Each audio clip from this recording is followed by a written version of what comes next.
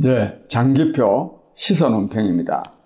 국민 여러분, 요즘 참 우리 삶이 정말 각박한 것도 문제지만 또 불안하기도 짝이 없습니다. 기본적으로 이 경제가 당장도 어렵지만 또 앞날이 불안한 것도 문제인데, 특히 정치권에서 일어나는 일들이 국민들을 너무 혼란스럽게 하고 있습니다. 요즘 지금 이 문재인 정부가 들어서서 적폐청산이라는 이름으로 계속 소란입니다. 사실 적폐는 청산해야 합니다. 그러나 이것도요, 어느 정도가 있는 거지, 이걸 벌써 지금 근 2년 가까이 계속 이렇게 하니까 좀 지겨운 느낌이 안 들 수가 없습니다.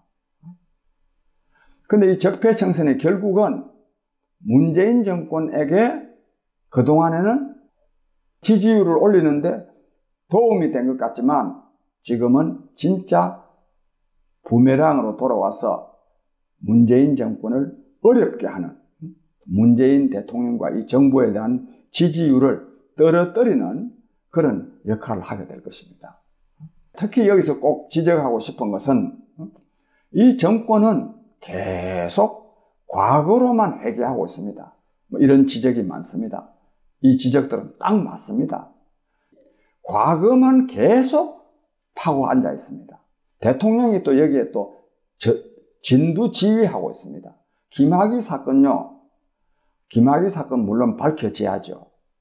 솔직히 말해서 김학의 사건 밝혀진다고 해서 국민의 삶이 얼마나 나아지겠습니까?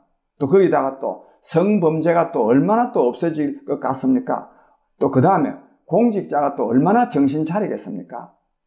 거기다가 현직 검사 13명을 또 지검장을 또 단장으로 해가지고 투입해가지고 또 조사해본들 결과가 또 뭐가 나오겠습니까? 이런 소동을 부리고 앉아 있습니다. 이렇게나 말하자면 과거 정권의 부정과 비리를 척결하겠다고 엄청난 국력을 투입하고 있는 이 문재인 정권이 또 자기네들이 하는 짓거리는 이게 또 뭡니까? 이번에 장관 후보자, 장관 7명을 교체하면서 후보자를 7명을 지명했는데 7명 모두가 다요, 하나같이 비리투성입니다. 이미 많이 드러나 있습니다. 그 중에 4사람은 집이 3채 이상입니다. 3채 이상이 3명이고 다른 사람은 2채에다가 상가에 오피스텔에 집 3채보다 더 많은 거죠. 또 그러면 그거 아닌 사람은 그러면 괜찮으냐? 아닙니다. 이 의장 전입을 3번인가 4번인가 하고, 또 어떤 사람은 또 자기가 근무하던 데서 출장비를 통해서 자기 아들들 유학 공부하는 데 다니고, 또 아들도 유학시키는데 또 몇 억씩이나 또 들고, 고위공직자가요, 물론 유학도 가야 되지만 이렇게나 많은 돈을 들여가면서 유학 가고 또 아들들 또 돌보려고 돌보는 건지 찾아보는 건지 자기 그 공금을 써가면서 다니고, 이런 사람들을요 장관 후보자로 다 지명해 놓고 있습니다. 과거 정권에 적폐청산하겠다고 말할 자격이 있습니까? 이 사람들이 바로 적폐 아닙니까?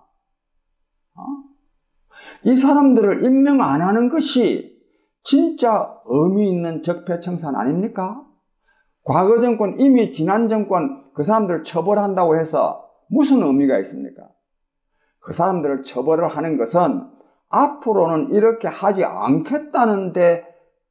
않기 위해서 하는 것이지, 앞으로는 더 그 사람들보다 더 부도덕하고 불법적이고 비리투성인 사람들을 계속 고위공직자로 지명을 하면서 적폐청산한다 하는 것, 이거는요 국민을 속이는 것을 넘어서 국민을 농락하고 있는 것입니다.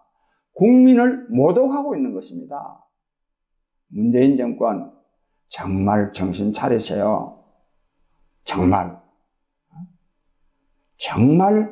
후안무치하고 파렴치하지 않습니까? 어떻게 적폐청산이라는 말이 나옵니까? 그런데 이런 사람들인데요. 이 사람들이 민주당의 대변인이라는 사람은요, 강병원 원내 대변인이 논평을 냈는데 이런 논평을 냈답니다. 한국당은 민생정당을 다짐하면서도 민생 현안을 해결할 7명의 장관 임명은 발목 잡는 모순된 행태를 보이고 있다. 그래, 이분의, 장관 후보자로 지명한 그 7명이 현안을 해결할 사람들입니까? 정말 참 속아 웃을 일입니다. 그러면서 딱 이 상투적인 용어, 당리 당량만을 앞세워 국회에서 두탄대회까지 열며 소모적 정쟁몰이에만 열을 올리는 것은 미래가 없는 정당이다. 참 미래가, 이 자유한국당이 미래가 없는 정당이면 또 더불어민주당이 계속 집권할 수 있어서 좋겠네요. 내가 볼 때 미래가 없는 정당은 더불어민주당이 더 미래가 없고, 물론 자유한국당도 제가 볼 때는 뭐 미래가 별로 있어 보이지 않습니다. 아무튼 즉 이런 그런 장관들을 임명하고 원내 대변인이라고 해서 이런 진짜 상투적인, 이거야말로 당리 당량만을 앞세운 소모적 정쟁을 일삼는 구태의연한 행태 아닙니까? 여기다 또 뭐 이해식이라는 또 대변인도 똑같은 말 했습니다. 박영선 중소벤처기업부 장관, 김연철 통일부 장관 후보자에 대한 한국당의 자진 사퇴 요구는 누가 봐도 정쟁을 위한 주장일 뿐이다. 저 박영선 중소기업 벤처부 장관 후보자, 여러 가지 말하자면 이 비리가 드러났지 않습니까? 또 거기다가 어제는 또 황교안 총리, 옛날에 법무부 장관 시절에 그걸 또 참 나는 어처구니 없는 사람이야. 그때 그 표정까지 다 뭐 얼굴이 빨개졌다는 둥, 이런까지 말했는데 하루 사이에 그냥 이것이 거짓임이 다 드러나붙지 않습니까? 황교안 씨하고 밥을 먹은 것이 아니라 그 지역구에 있는 지역구 유지하고 밥 먹었다 해가지고 이건 소위 말해서 정치자금법까지 위반했다는, 지금 잘못하면 지금 이거 잘못하면 이거 아니죠. 당연히 이거는 어법조치 돼야 되죠. 이런 사람에 대해서요, 이걸 자진 사퇴하라 한다고 해서 이거를 당리 당략이라고 정쟁이라고 이렇게 말하면 되겠습니까? 내가 볼 때요, 이 한국당이 오히려 뭐 자진 사퇴는 무슨 뭐 자진 사퇴입니까? 자진 사퇴는 지 하고 싶으면 하고 하기 싫으면 안 하는 게 자진 아닙니까? 무조건 사퇴해야죠. 그래서 이런 민주당은 그러한 한국당의 일방적 태도를 절대 받아들일 수 없다. 받아들일 수 없다.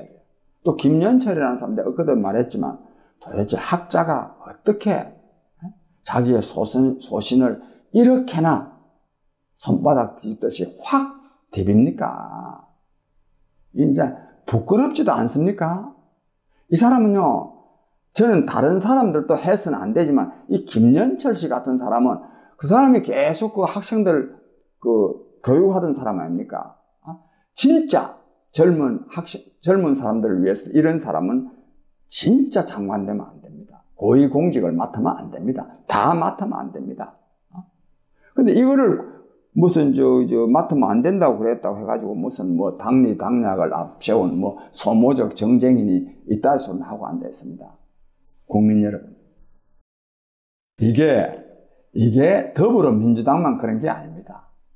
자유한국당도 지난날 또 거의 똑같습니다. 그래도 제가 볼 때 지난 정권이요, 문재인 정권만큼 그랬는지는 저는 요즘은 좀 회의가 듭니다. 이 문재인 정권은요, 진짜 정말 적폐의 덩어리입니다. 적폐 덩어리.